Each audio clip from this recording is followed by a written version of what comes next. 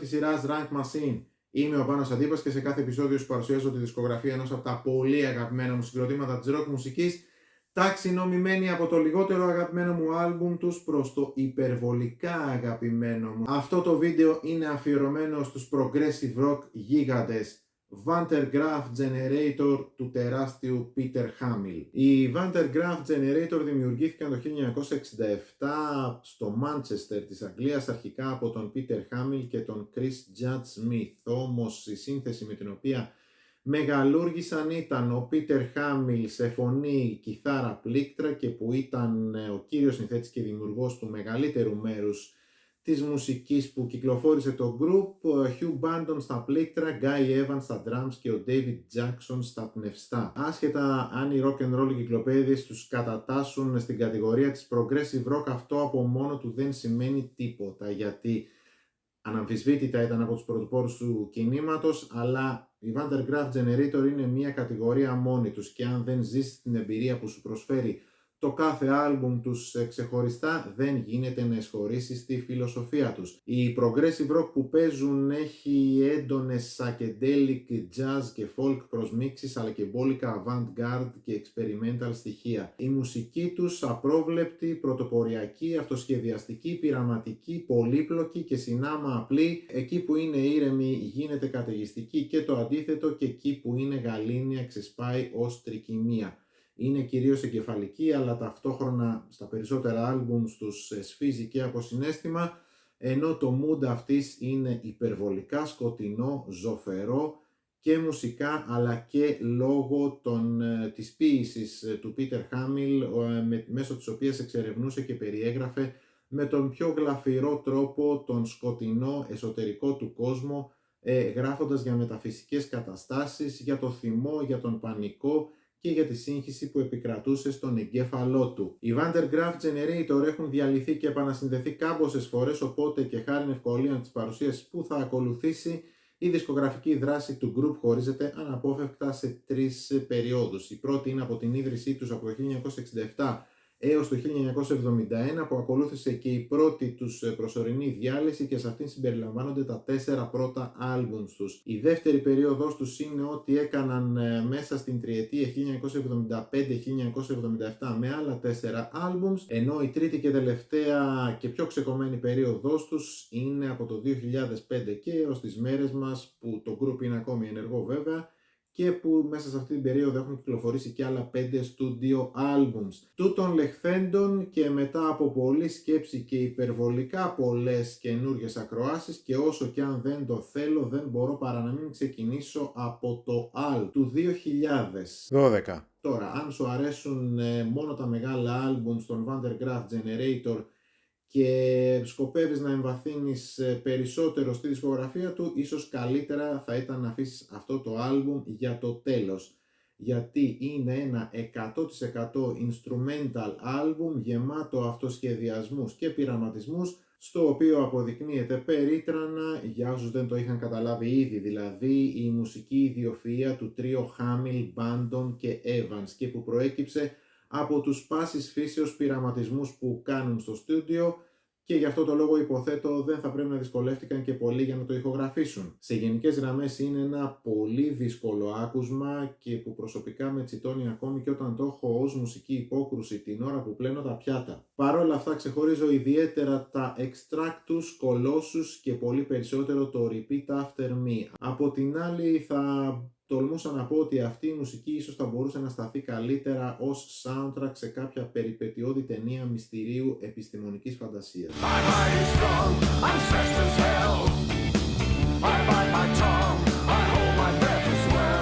A Grounding in Numbers του 2011, ένα πάρα πολύ καλό άλμπουμ της τελευταίας περίοδου του group.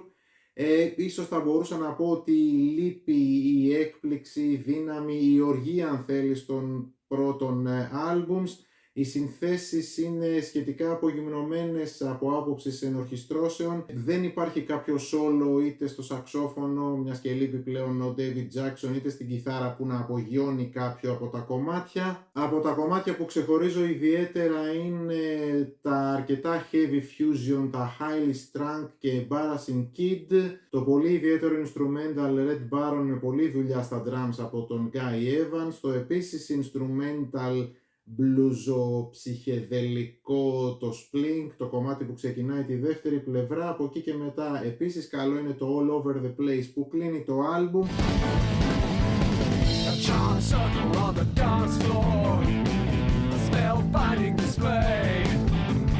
Στο Trisector του 2008 το group έχει συρρικνωθεί σε τρίο, δηλαδή στον αρχικό του πυρήνα υπεύθυνο για την ηχογράφηση του ντεμπούτο άλμπουμ του Aerosol Grey Machine.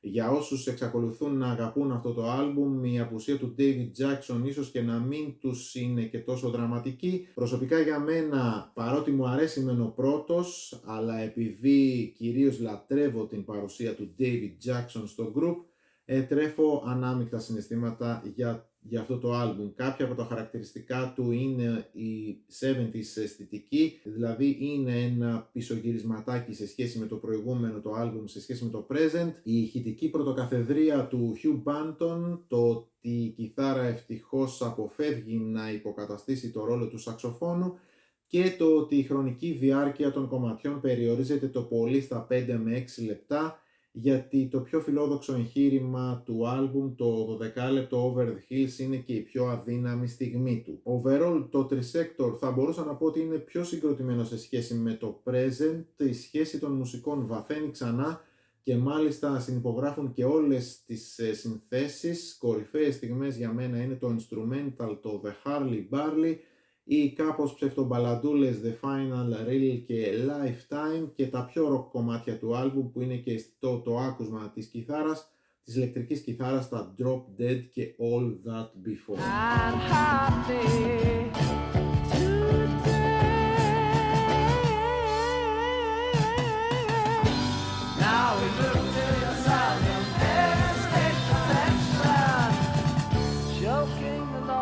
The Aerosol Grey Machine του 1969, το ντεμπούτο άλμπουμ του group, είναι γνωστό στην πιάτσα ότι αυτό το άλμπουμ αρχικά προοριζόταν ως solo άλμπουμ του Peter Hamill, και όταν ως συγκρότημα οι Vandergraaf Generator υπέγραψαν στην Charisma Record, έγιναν κάποια παιχνίδια έτσι μεταξύ των δισκογραφικών ότι και καλά το The Aerosol Grey Machine θα κυκλοφορούσε κάτω από το όνομα Vandergraaf Generator, μόνο αν για αντάλλαγμα η Mercury Records απελευθέρωνε τον Peter Hamill από το προηγούμενο του συμβόλαιο.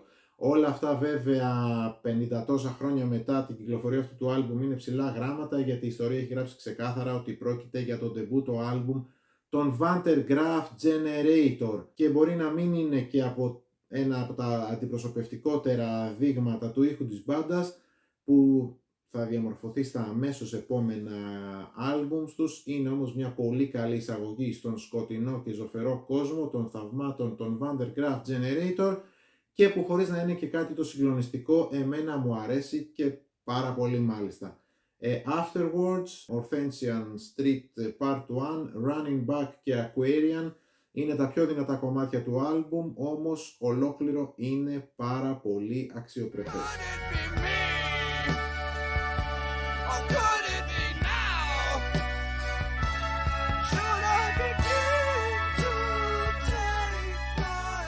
World Record του 1976, τρίτο άλμπουμ της δεύτερης περίοδου, δεύτερο μέσα στο 1976, έβδομο συνολικά, τελευταίο με την κλασική σύνθεση του group πριν την δεύτερη διάλυσή του. Τετριμμένα καλό Vandergraaf Generator άλμπουμ, αλλά ίσως το λιγότερο καλό της κλασικής περίοδου με την κλασική σύνθεση. Ώρες μάλιστα μου δίνει και την αίσθηση ενός άλμπουμ κάπως τραβηγμένο από τα μαλλιά, γιατί οι περισσότερες από τις συνθέσεις τραβάνε αδικαιολόγητα σε διάρκεια, και ίσως και δεν είναι τυχαίο που αμέσως μετά την ηχογράφηση αυτού του άλμπουμ δύο από τα βασικά μέλη του group θα απομακρυνθούν. Παραδόξως, το κάτι παραπάνω από 20 λεπτό Mervleys 3 είναι το κομμάτι που μου αρέσει περισσότερο, Το Wonderland που κλείνει το άλμπουμ επίσης μου αρέσει πολύ, ενώ από την πρώτη πλευρά μου αρέσει πάρα πολύ το κομμάτι, το τρίτο κομμάτι, το Mask.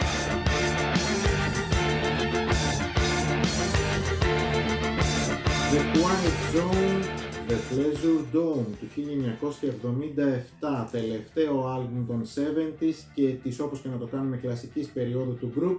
Δραματική αλλαγή στον ήχο σε σχέση με το προηγούμενο άλμπουμ, το World Record, μιας και έχουν αποχωρήσει δύο από τα βασικά μέλη, ο Hugh Banton από τα keyboards και ο David Jackson από τα πνευστά. Δεν τους έχουν αντικαταστήσει ακριβώς ο Graham Smith στο βιολί, του οποίου είναι και η μόνη παρουσία σε άλμπουμ του group, και ο Nick Potter στο μπάσο, ο οποίος επανεμφανίζεται στις τάξεις του group από το δεύτερο άλμπουμ τους, προφανώς λόγω αυτών των αλλαγών και το κόψιμο της λέξης Generator από το όνομα της μπάντας στο πιο λιτό Vantergraaf. Αποτέλεσμα λοιπόν αυτών είναι ένα άλμπουμ κάπως πιο ακουστικό, πολύ πιο ατμοσφαιρικό, πιο κιθαριστικό, τουλάχιστον ως προς το ρυθμικό κομμάτι, και γιατί όχι είναι και πιο pop και λιγότερο progressive. Το βιολί σε πολλά κομμάτια του άλμπουμ είναι σε πρώτο πλάνο. Ξεχωρίζει το εκπληκτικό, το πιο ιδιαίτερο και δυνατό κομμάτι του άλμπουμ του Cat's Eye, που είναι ένα με το Yellow Fever, που είναι πιο πολύ κάτι σαν ένα εξαιρετικό σόλο στο βιολί. Overall όμως το The Quiet Zone, The Pleasure Dome είναι άλλο ένα εξαιρετικό άλμπουμ.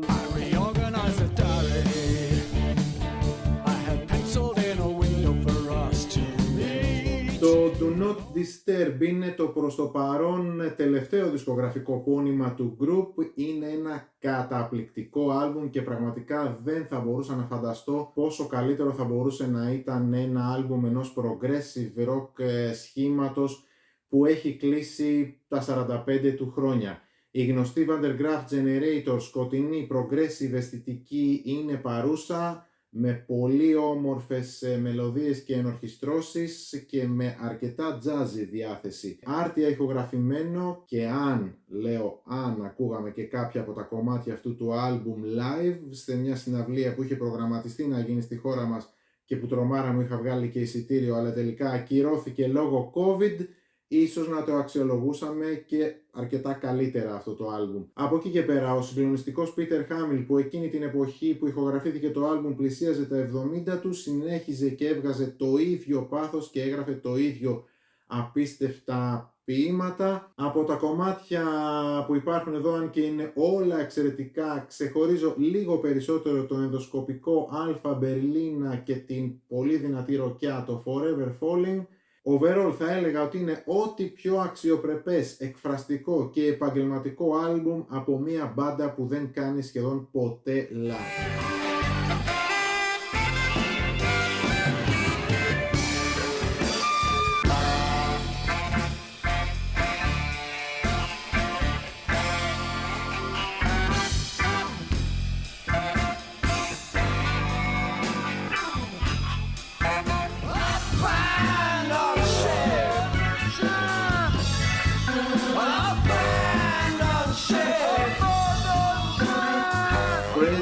Του 2005, πρώτο στούντιο άλμπουμ μετά από 28 ολόκληρα χρόνια, μετά από το προηγούμενο, το The Quiet Zone, The Pleasure Dome, με την κλασική τετράδα όμως που είχε ηχογραφήσει τελευταία το World Record. Το μόνο διπλό στούντιο άλμπουμ στον κατάλογο της μπάντας, το οποίο δεν κυκλοφόρησε ποτέ σε βινίλιο. Το πρώτο συντάκι είναι κάτι σαν μια κανονική κυκλοφορία, σαν ένα κανονικό άλμπουμ του group, ενώ το δεύτερο CD απαρτίζεται από instrumental, εντελώς αυτοσχεδιαστικά κομμάτια που ηχογράφησε η μπάντα στο στούντιο. Κάτι σαν το Alt δηλαδή, μόνο που εδώ συμμετέχει και ο David Jackson με τα πνευστά του. Λοιπόν, ξεκινάω από το δεύτερο συντάκι, που όπως είπα και για το Alt, η Vantergraaf Generator είναι ένα group που στο στούντιο πάντα αυτοσχεδιάζει. Ποτέ όμως έως τότε δεν είχαν ηχογραφήσει αυτούς τους αυτοσχεδιασμούς τους, πράγμα που κάνουν για πρώτη φορά στο present. Είναι μία μίξη free jazz, experimental, improvised μουσικής, οπότε καταλαβαίνεις ότι σε πολλά σημεία χάνεται η μπάλα. Είναι μια πολύ καλή μουσική υπόκρουση όταν σε αυτό που κάνεις θέλεις να υπάρχει μία ένταση, θέλεις να παίζει κάτι στο background που να σε τσιτώνει και να μην σε αφήνει να πολυχαλαρώνεις. Δεν ξεχωρίζω ιδιαίτερα κάποια κομμάτια, πάντα το ακούω ολόκληρο όποτε το ακούω. Στο κανονικό άλμπουμ τώρα που ξεκινάει με το Every Bloody Emperor, ένα πολύ όμορφο ξεκάθαρα πολιτικό κομμάτι. Το δεύτερο κομμάτι, το Boleas Panic, είναι ένα εκπληκτικό heavy fusion instrumental κομμάτι, σύνθεση του David Jackson. Το Natter Alert είναι ένα φανταστικό κομμάτι, το Abandoned Ship επίσης είναι ένα φανταστικό κομμάτι, είναι το πιο αγαπημένο μου από ολόκληρο το άλμπουμ, ενώ τα δύο τραγούδια που κλείνουν το άλμπουμ δεν είναι και κάτι το συγκλονιστικό. Το αξιοσημείωτο γεγονός μετά από την κυκλοφορία αυτού του άλμπουμ είναι ότι απομακρύνθηκε ο David Jackson από το group, οπότε από τότε και μετά αυτοί πορεύτηκαν ως τρίο.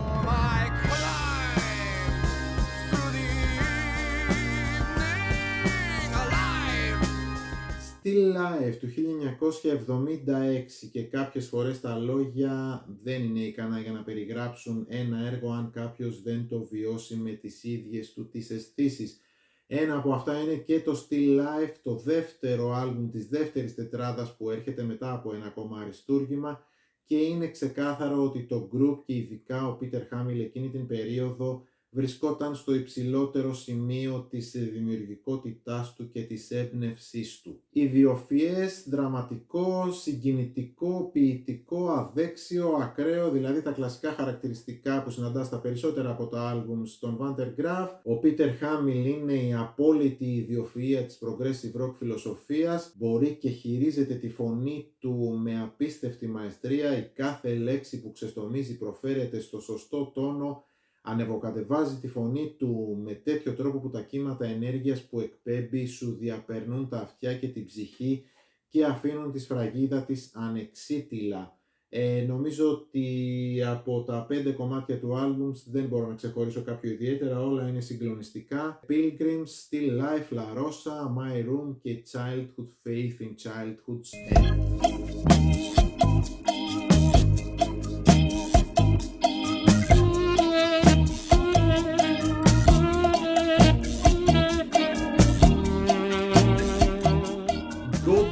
Του 1975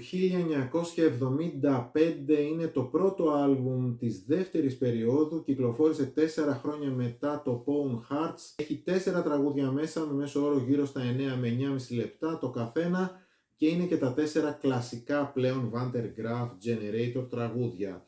Είναι το μικρότερο σε διάρκεια άλμπουμ της μπάντας, καθώς διαρκεί κάτι λιγότερο από 38 λεπτά και μπορεί να μην είναι τόσο πολύπλοκο όσο τα αμέσως προηγούμενά του, ίσως να είναι και λίγο πιο minimal, δεν πάβει όμως να είναι και αυτό ένα αριστούργημα και η μπάντα έκανε με αυτό ένα εξαιρετικό comeback. Τα σαξόφωνα και τα πνευστά που παίζει εδώ ο David Jackson είναι πλέον, ας το πούμε, πολύ πιο ρυθμικά και όχι τόσο, και δεν χρησιμοποιούνται κάτι σαν απόκοσμο όπως στα προηγούμενα άλμπουμ. Στο drumming του Guy Evans είναι συγκλονιστικό. Φωνητικά ο Peter Hamill ως συνήθως ακροβατεί από κάτι πολύ αισθησιακό και ήρεμο και χαλαρό έως κάτι το παρανοϊκό. Το The Undercover Man είναι ένα φοβερό κομμάτι, Scorched Earth και Arrow, εξαιρετικά heavy fusion κομμάτια.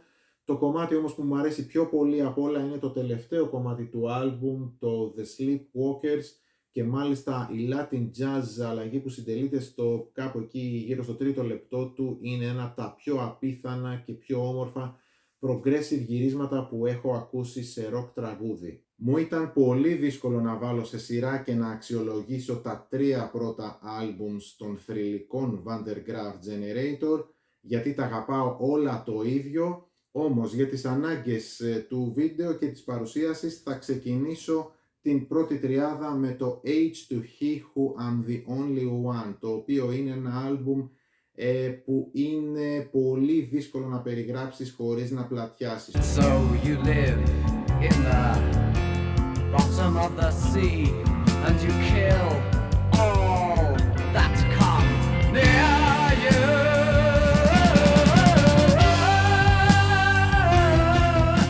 Σίγουρο είναι ότι είναι ένα αριστούργημα της progressive rock φιλοσοφίας, είναι μεγαλοφυές, είναι πολυδιάστατο, είναι εξαιρετικά σκοτεινό με εντάσεις και παραφωνίες αλλά και με πολύ όμορφες φωνητικές αρμονίες.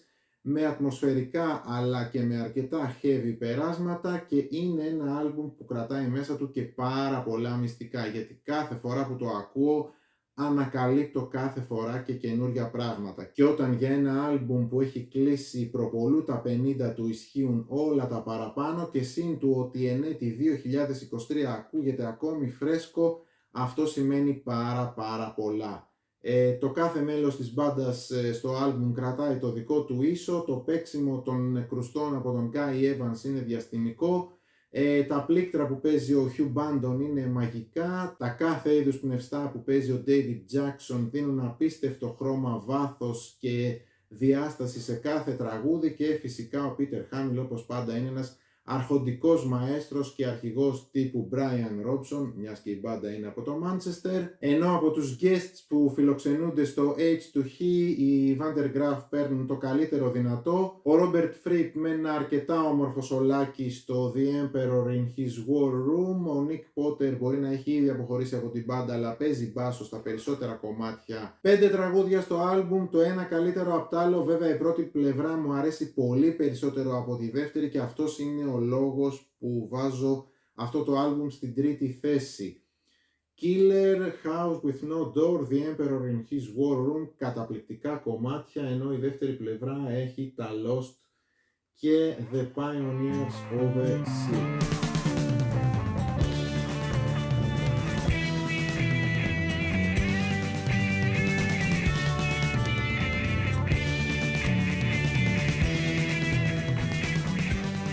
The Least We Can Do Is Wave to Each Other του 1970, το δεύτερο άλμπουμ της μπάντας που έρχεται σχεδόν κολλητά μετά το ντεμπούτο.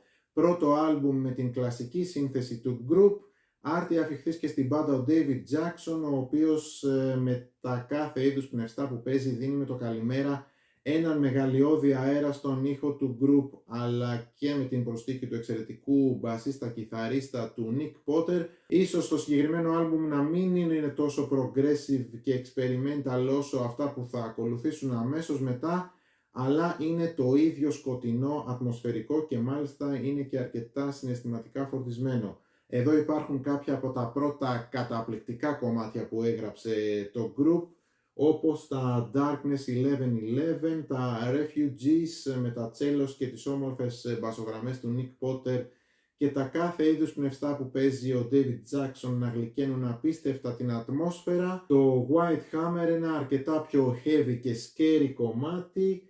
Το After the Flood, που είναι από τα πιο progressive κομμάτια του άλμπουμ, και η μεγαλύτερη μου αδυναμία από ολόκληρο το άλμπουμ, το Whatever Would Robert Have Said, με ένα καταπληκτικό σόλο στην κιθάρα, μάλλον από τον Nick Potter, και το τονίζω αυτό γιατί τα σόλο στην κιθάρα είναι πράγμα σπάνιο για Van der Graaf Generator, που ο ήχος τους δεν βασίζεται και τόσο στην κιθάρα. Μου αρέσει υπερβολικά αυτό το άλμπουμ, μου αρέσει αυτό το peaceful mood που σε γενικές γραμμές αποπνέει, και είναι από τα άλμπουμς των Van der Graaf Generator που επιστρέφω συχνότερα.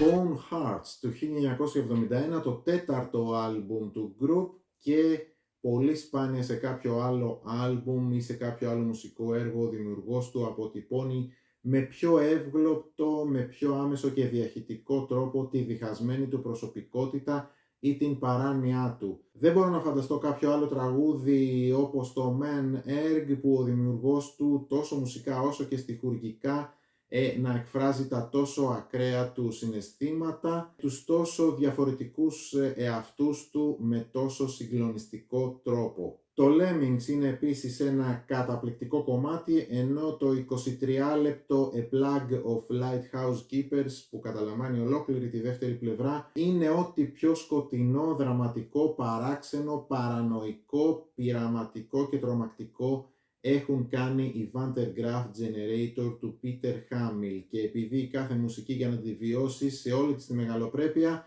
θέλει την ώρα της, το χώρο της και το χρόνο της, και ίσως να έρθει αυτή η στιγμή που θα το βιώσεις, γιατί μπορεί και να μην την πετύχεις ποτέ αυτή τη στιγμή. Όταν όμως την πετύχεις, τότε θα έρθει η ώρα που θα διερωτηθείς και θα πεις δεν είναι δυνατόν, η μουσική που ακούω αυτή τη στιγμή περιγράφει το είναι μου, περιγράφει την κατάσταση που ζω τη συγκεκριμένη χρονική στιγμή.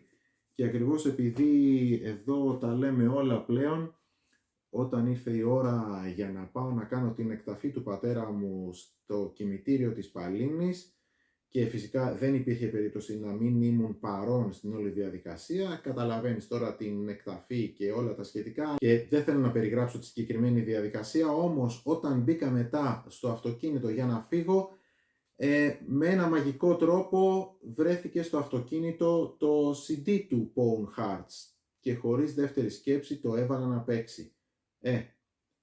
Η συγκεκριμένη μουσική, το Pawn Hearts, περιέγραφε τα συναισθήματά μου εκείνης της στιγμής. Αυτά για τους τεράστιους και για τους συγκλονιστικούς Van der Graaf Generator. Να είσαι καλά και σε περιμένω σε κάποιο άλλο βίντεο της σειράς Rank Machine.